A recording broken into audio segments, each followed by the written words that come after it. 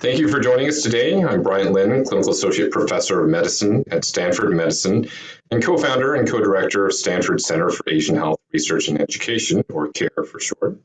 We're so excited to be with you here today. Before we begin, I would like to first and foremost thank the Office of Faculty Development and Diversity, who have been instrumental in planning today's session, as well as CARE, which also played a crucial role in bringing today's session to life. As we begin today, I would like for us to take a moment to acknowledge the land on which we sit here at Stanford Medicine.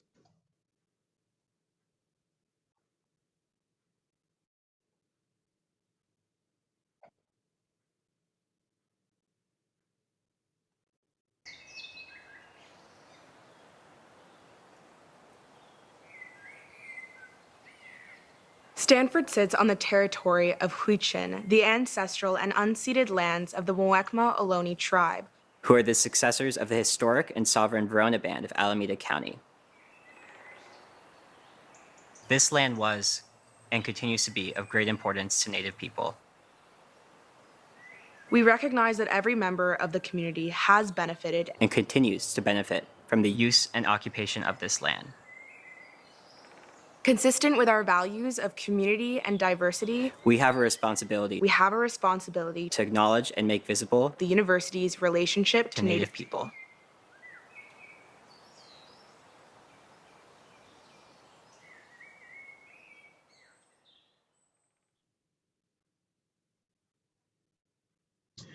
Now, I will take a moment to introduce HEAL, in an effort to build support and community among Stanford community members who are engaged in health equity. Stanford Medicine's Office of Faculty Development and Diversity, OFDD, has launched the Health Equity Action Leadership, HEAL, network, along with a series of events throughout the academic year.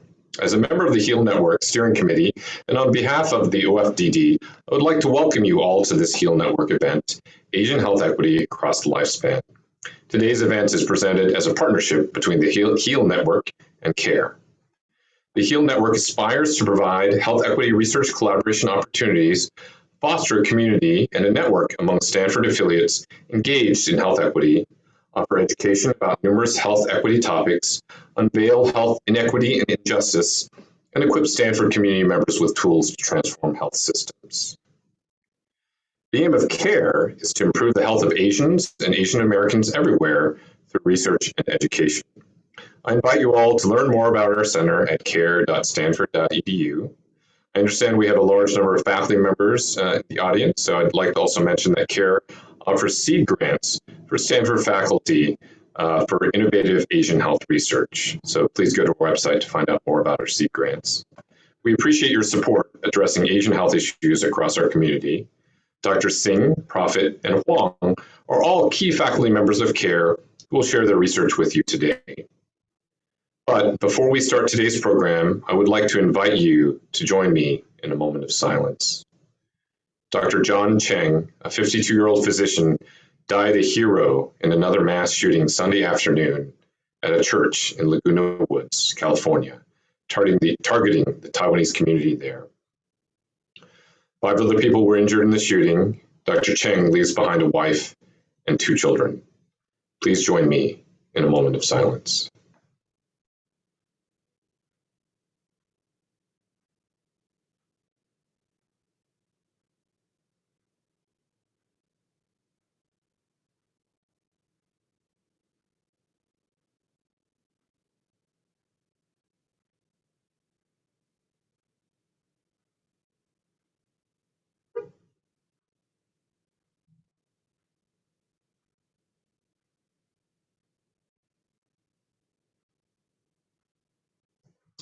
Thank you for joining in that moment of silence. Today's event will feature 3 brief presentations followed by an open Q&A in a fireside chat format. We will be recording the fireside chat, but we'll stop recording once Q&A begins to support an open discussion. Feel free to submit questions via the Q&A feature, and we will answer these questions after the initial presentations. We have 3 faculty who will share their experiences with health equity research in the Asian community. I will now take a moment to introduce our presenters. Ann Singh. Dr. Singh is a professor of medicine at Stanford University, a senior fellow for the Center for Innovation in Global Health at Stanford, Dr. Singh has conducted population-based epidemiologic studies on 4 continents, including North and South America, Asia, Africa, and Europe. She's a leading expert in the epidemiology and etiology of prostate, hepatobiliary, and thyroid cancers, as well as in hormonal carcinogenesis and circadian rhythm. Throughout her 22-year tenure at the National Cancer Institute, Dr. Singh developed extensive expertise in molecular epidemiology, global oncology, cancer prevention, and population-based studies in international settings. She has served on numerous committees and advisory boards, most recently as a member of the editorial board of the Cancer Epidemiology, Biomarkers, and Prevention, and as an academic editor of PLOS ONE. Dr. Singh has authored more than 300 peer-reviewed articles, written 7 book chapters, and mentored over 50 postdoctoral fellows and scholars. Dr. Huang is a gastroenterologist. Dr. Robert Huang is a gastroenterologist who seeks to use both science and clinical practice to improve prevention, diagnosis, and therapy of digestive malignancies. His clinical practice is focused on the use of advanced endoscopic imaging procedures such as endoscopic ultrasound, chromoendoscopy, and confocal endomicroscopy to improve cancer detection, and therapeutic endoscopic procedures to remove or destroy cancer and precancerous lesions. His research is aimed at improving the diagnosis and management of gastrointestinal malignancies through epidemiology, clinically impactful biomarkers, understanding genetic bases of cancer risk, and evaluation of the next generation sequencing methods for cancer prevention in real-world settings. Dr. Jochen Profit graduated from the University of Freiburg Medical School in Germany and completed his neonatology, public health, and health services research training at Harvard. Since 2013, he's been on faculty at Stanford and is currently professor of pediatrics, as well as chief quality officer of the California Perinatal Quality Care Collaborative, a population-based network of 140 NICUs dedicated to quality excellence. Dr. Profit's research focuses on the optimization of quality of neonatal perinatal healthcare delivery. For over a decade, his research has received continuous funding from the NIH and other federal, foundation, and intramural sources. Dr. Profit has served on various national scientific and professional organizations, including the National Academy of Sciences and the National Institutes of Health. Please join me in welcoming our first speaker, Dr. Ann Singh. Thank you, Dr. Lin, for the very kind introduction. It is such a great honor to be part of this, and I want to thank HEAL and also CARE for including me in this very meaningful event. Let me try to share screen now.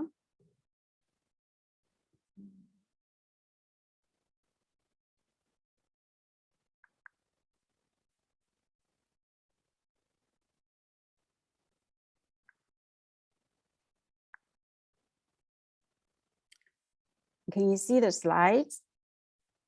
Okay, thank you so much. Today, I'm charged to talk to you about well-being.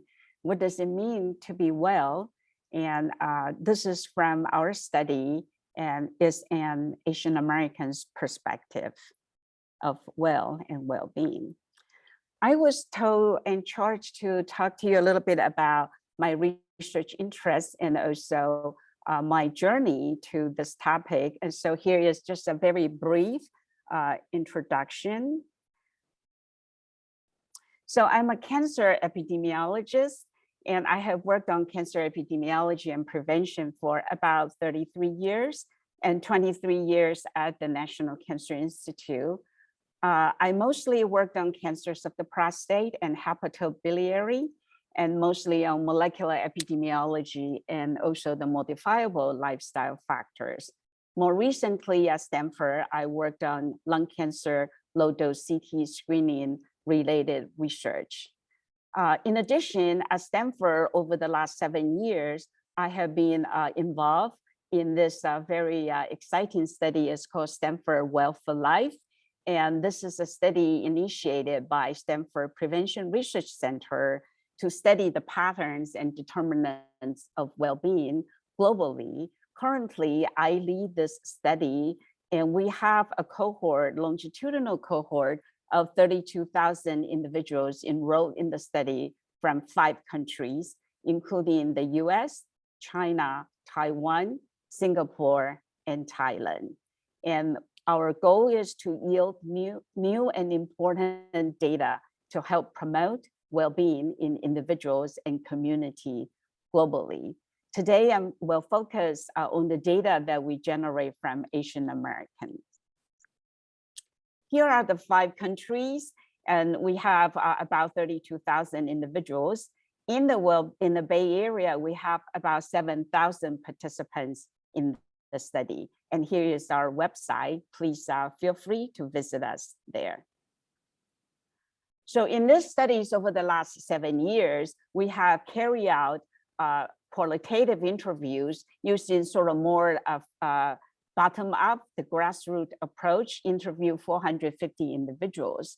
And from there, we selected and identified important items reported by the individuals, that these are the important items related to their well-being. We then designed a survey, and that is a 54-item survey.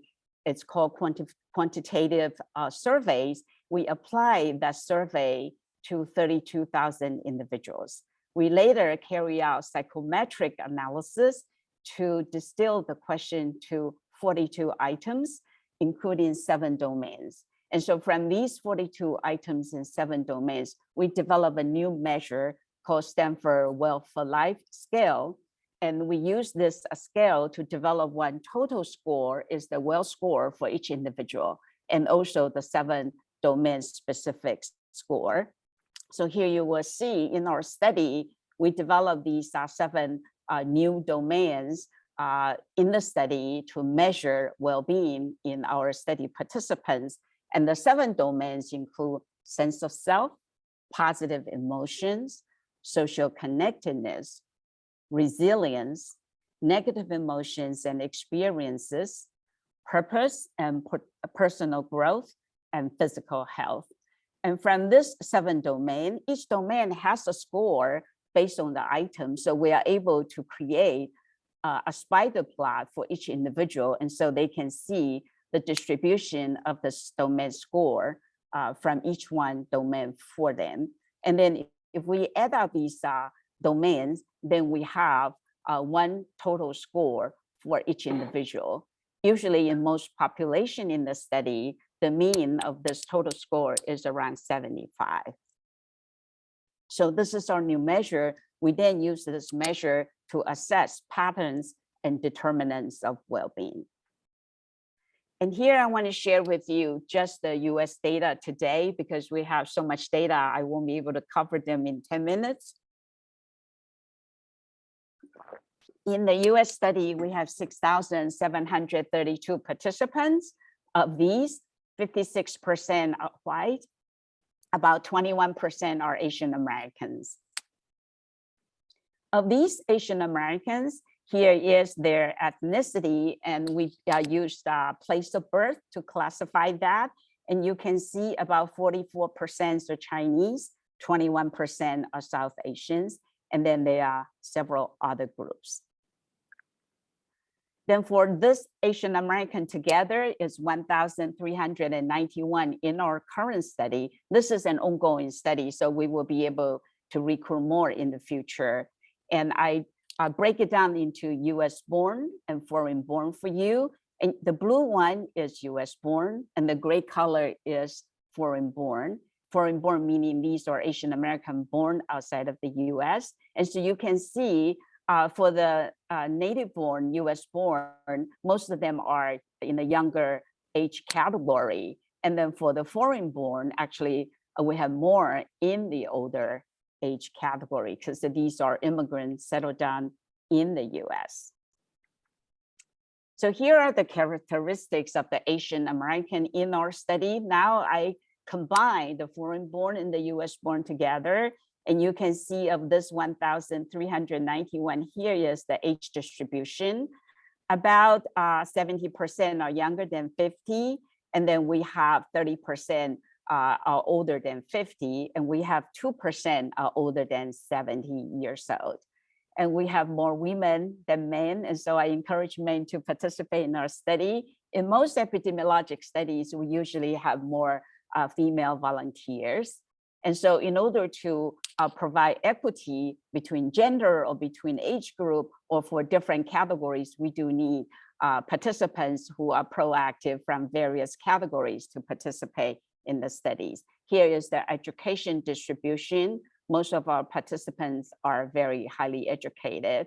And then here is the income distribution of our participants. And so you can see Asian American actually have a bimodal distribution. We do have 27% are under 75,000 per year, but we also have about 20%, their income is over 250,000 per year. Here is the score that used the one that I showed you earlier that we computed score for each individual. And then I plot them for the Asian American versus the US participants. And you can see here is the mean score. So Asian American and US participant in terms of the well-being score is actually very similar. There's no big difference. And here is the distribution of, this is called density plot. And this is the distribution of US born versus foreign born. Not a little bit different, but not a big difference. So overall, they are pretty similar. I want to share with you the distribution of well score in specific categories. So the overall score is 63.8 for Asian American. In terms of age, you can see this is consistent with the literature. Usually older people have a little bit higher average score. And this is for gender. We do not see a difference between the genders. And then for education, usually a little bit higher education gives you a little bit higher score, but the difference is not very big. And in terms of income, higher income also is associated with a little bit higher score. For example, 63 versus 60 or 70 versus 60. So this is people with income over $1 million compared to individuals with income less than 75,000. And this is for the Asian American distribution. And here I show you the distribution for the US participants. So the patterns in Asian American mimic the pattern in US population. And so this is sort of the universal patterns that we see in different ethnic groups, different racial groups. Here are other variables that are important and related to well score. If individual has a history of clinical depression, usually the well-being score is much lower. And these are the Asian American data. And the difference is about 24%. So if someone has a history of clinical depression, there is a 24% reduction in their well score. If you spend time in the outdoors or connect to nature, actually your well score is much higher. And so for individuals who spend time very often in outdoor activity versus who never spend time in outdoor activity, there is a 27% difference in their well-being. Contemplative practice also is very much related to well-being. So people who practice contemplative practice, they have a 9.2% higher well score. And these practices include take time to pause and to reflect, for self-care, self-compassion, to meditate, to do yoga, meaning to take good care of yourself. And so usually that is very much related to better well-being. These are the US data, and these patterns are showing that we see the observation, the pattern that we see in Asian American is also replicated in the US population. So there is internal replication and validity. In this chart, I put all of the variables and data that we currently have, most of it, not every single variable, into one regression model, just to show you what variables or what factors are related to well-being. And here you can see in the model, we have age, gender, education, annual income, depression, sleep quality, physical activity, outdoor activity, diet quality score, and contemplative practice that I showed you earlier. And I want to highlight, I sorted this for you. And so you can see the factors on the right-hand side shows you that if you do these activities, then you actually will have better well-being. So a higher well-being is associated with better physical activity, spending time outdoors, have better diet, and also take time to take care of yourself. If you have poor sleep quality or have a history of clinical depression, then you have a reduction of well-being. This is all observational study. These are not from intervention studies. And so the lower panel shows you that the patterns in the US data with 4,900 individuals also mimic what we see in Asian Americans. So that is great internal consistency. Here is to show you the domain-specific score. The earlier two slides, I show you the total score. Here is the domain-specific score. Here you can see the blue line is for Asian Americans, the gray line is for US participants. And so here shows you that the Asian American has slightly lower resilience score, but has better physical, has also a lower physical health score. But for the rest of the domains, they are pretty similar. This one shows you the comparison between US born and foreign born Asian Americans. And it shows you that Asian American born in the US has slightly lower domain score, a little bit in the negative emotions, and then a little bit in the sense of self compared to Asian American who are foreign born. This one is compared with other countries. I don't know whether I have enough time to go over this, but I will say this for discussion. But this one shows you that US Chinese American, because other countries are mostly Chinese. So we extracted Chinese American here for comparison, and that is the red line. And then we'll talk about this later if we have time.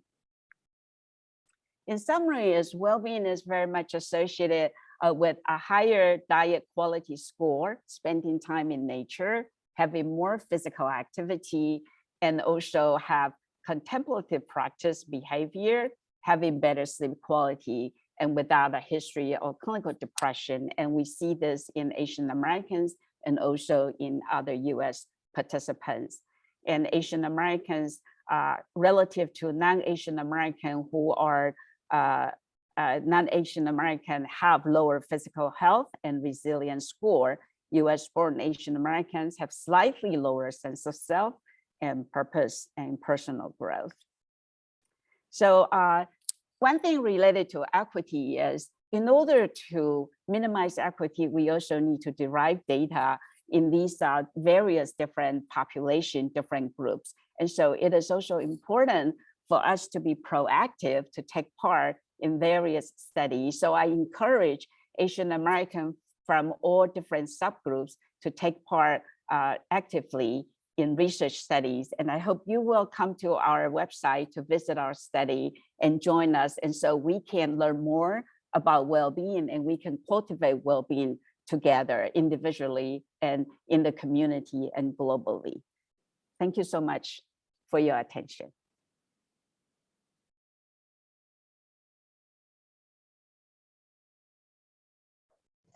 Thank you, Dr. Singh. And now we hand it over to Dr. Robert Huang.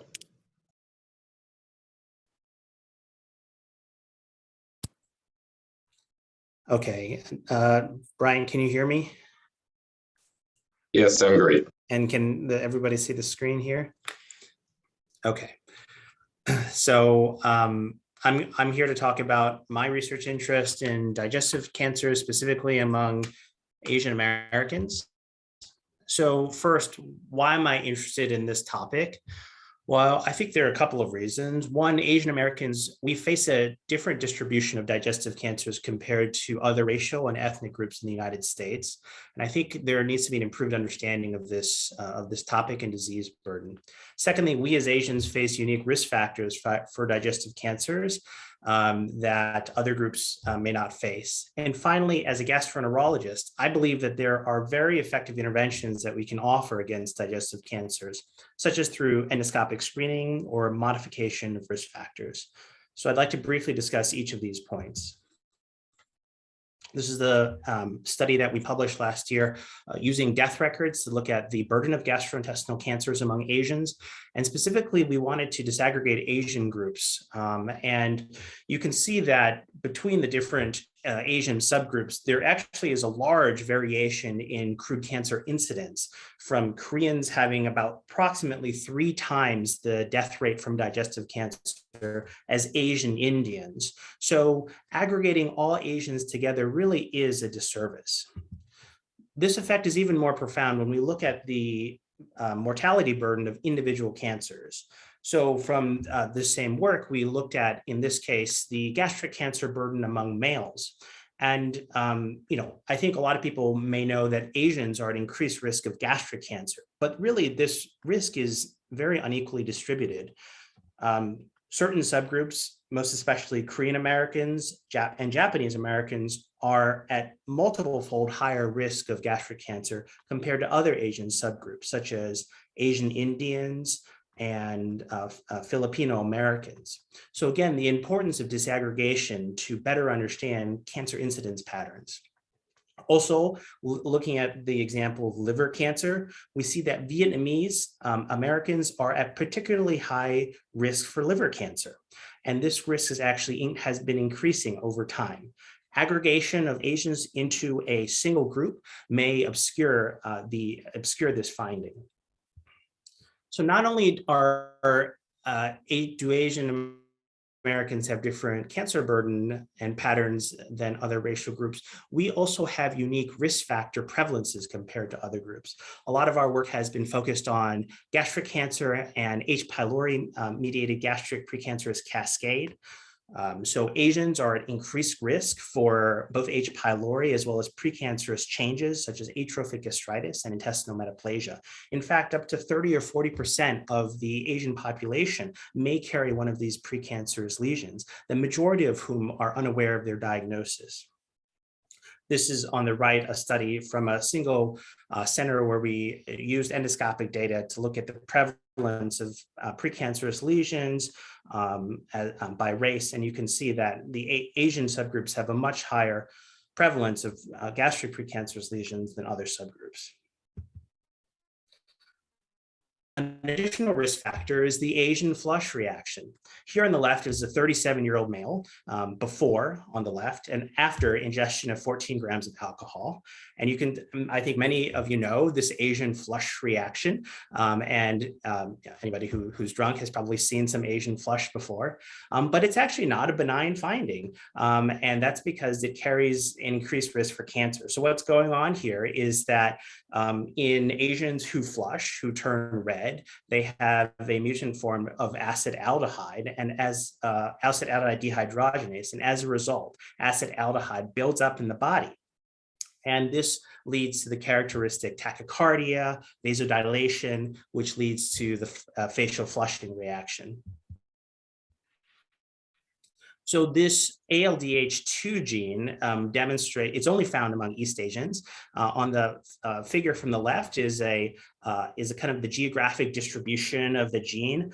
So people from Southeast Asia, Southeast China specifically, have the highest prevalence of facial flushing. And so the consequence of this is that Asians who drink and turn red are at much increased risk for esophageal cancer.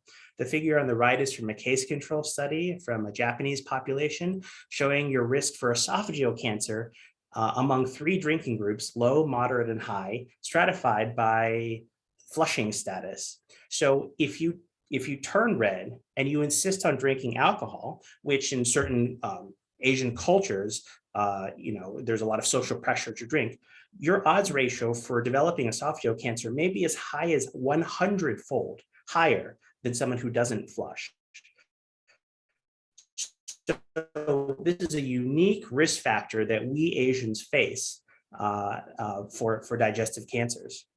And the final reason why I'm interested in digestive cancer among Asians is that I think we can do something about them through effective methods of screening and risk factor prevention. This is a paper that we published in Gastroenterology a couple of years ago, looking at survival from gastric cancer between 3 countries, South Korea, Japan, and the United States. Notably, South Korea and Japan both have population-level endoscopic screening programs against gastric cancer. We think that partially as a result of this, the percentage of cancers diagnosed in South Korea and Japan at a localized stage is much higher than in the United States. Furthermore, as a consequence of this, overall survival from gastric cancer is significantly better in South Korea at 67%, in Japan at 65%, compared to the United States. Additional kind of ecological data which suggests that screening may be effective in preventing cancer mortality comes from South Korea.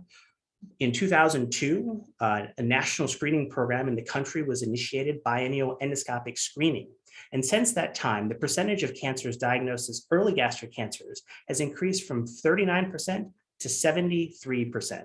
By contrast, in the United States, without any structured screening program, the proportion of cancers diagnosed at early stages has essentially remained unchanged. So knowing this, I think Stanford can be a real leader in improving Asian health outcomes from digestive cancers. And we have a number of role models here who have led the way. Just a couple of examples here, Samuel So and the phenomenal work that he's done on a national level with improving the control of hepatitis B. Dr. Chae-Hong Chen and his work building the Stanford-Taiwan ALDH2 consortium and increasing awareness among Asians of the importance of refraining from alcohol if you turn red and have the ALDH2 mutation. And of course, my mentor Juha Huang's work focused on gastric cancer screening and improving public awareness and improving advocacy for gastric cancer screening among high-risk populations. Just as a quick shout out, we're going to have the second Gastric Cancer Summit in November of this year. The first one was very well attended and led to a number of important policy documents. So with that, Brian, I think I'm going to just end my presentation and hand it back to you. Great, thanks, Dr. Huang. Up next is Dr. Jochen Profit.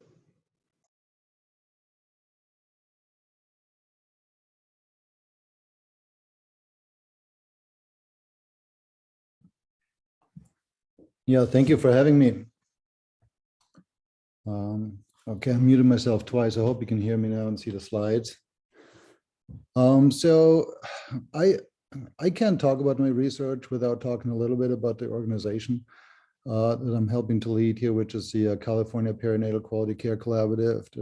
We're part of a sort of joint collaborative that's a newborn and maternal collaborative, so perinatal.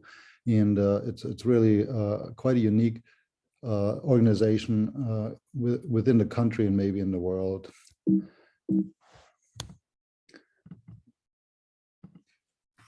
There's about 500,000 births in the state, and through our maternal partners, we receive data on almost all of those. We track about 17,000 annual admissions to the NICU. We have about 140 members in the state, and this covers more than 95% of all very small babies in the state. We also track babies that move from one NICU to another, and there's about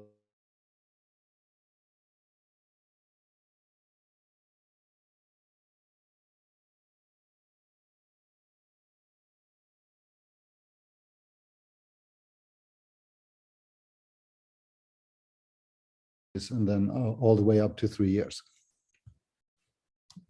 Our key activities include audit and feedback. We get clinical data from all these NICUs, and we prepare reports for them so they can benchmark themselves.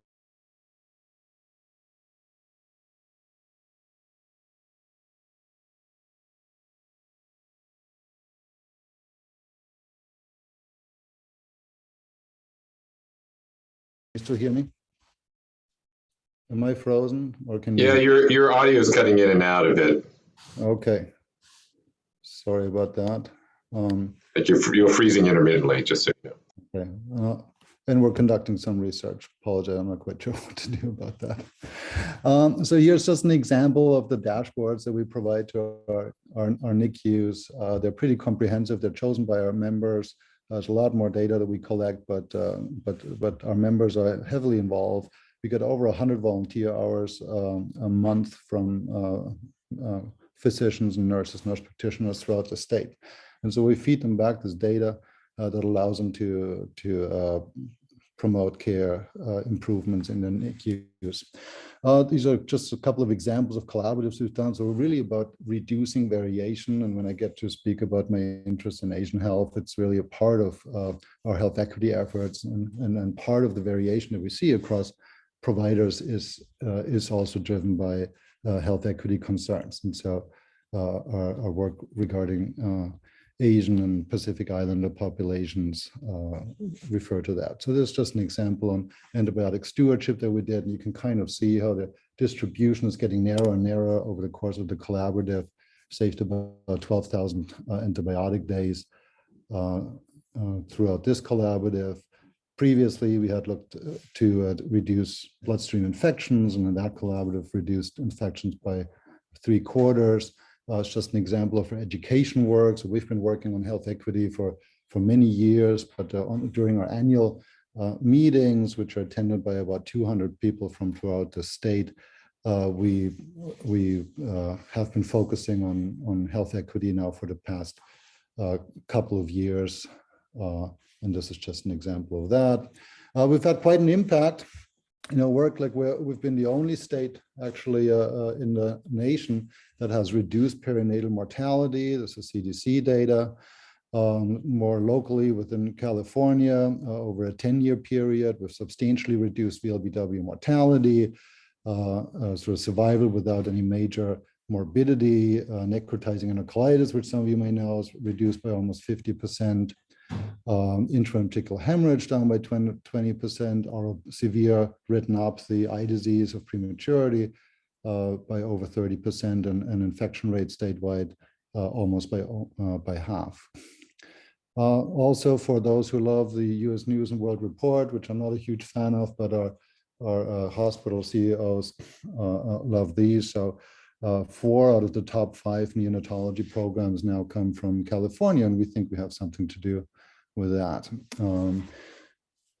So with regard to research, based on the data that we receive, and we're linked to vital statistics and to billing data in the state through our clinical data as well, we are able to do a number of things. So we can do epidemiology work where we essentially train care patterns or identify sort of new risks that might be influencing care and outcomes. We also do metric development. Here was an example of developing a composite indicator of overall quality for very low birth weight babies. And we have a number of other metrics that we've developed and which have gained sort of national prominence. I was excited to hear Dr. Singh talk about well-being. We've actually done quite a bit of this work as well. Part of optimizing care is really optimizing care culture, and well-being and burnout is part of that. And so we've done quite a bit of work looking at sort of how to optimize culture. We ran some randomized trials on reducing burnout in healthcare workers. And so that's also a big component for us to address in our quality improvement work. And then with regard to health equity, I sort of mentioned this a little bit. So we've really, within our field, we were sort of maybe the first ones to really shine a light on disparities in care delivery in the NICU. Most of the field really had focused on the increasing or increased delivery of preterm infants amongst Black populations, which then leads to higher neonatal mortality because you have a lot more preterm babies, which are more likely to die. But after they're born, so a lot of the work sort of focused on social determinants of health, and we really wanted to shine a light on what's happening actually once the baby is in the NICU. Is there disparate care? And so we contributed quite a bit to that literature, and have been working to address this. So we've done some quantitative literature, we've done qualitative literature, where we actually train populations or parents, usually former NICU parents from minoritized populations. And when we asked them to interview other families, and we're sort of able to better understand how actually disparate care is being delivered sort of at the bedside. When you first talk about these kind of things in an audience, there's always somebody who stands up and tells you that they treat everybody the same. And so it's been quite a journey to do this work. So there's a bunch of things we do at CPQCC to promote equity, and they kind of follow the main things that we do. So it's like within the audit and feedback area, we've developed an equity dashboard and gotten NIH funding for that. We're currently doing a pilot on family-centered care, because family-centered care is really the main driver of how we treat babies differently in the NICU, that we treat the families differently. Quality improvement, we have a collaborative with safety net hospitals, which we're hoping to get funded soon. And we have a health equity committee that's looking at interpersonal racism and structural racism, is doing work on that. And we're also essentially using in any of our quality improvement efforts now an equity aim to ensure that we don't like favor one group over another by trying to sort of improve quality. We've been doing a lot of education. I've showed you some of that already.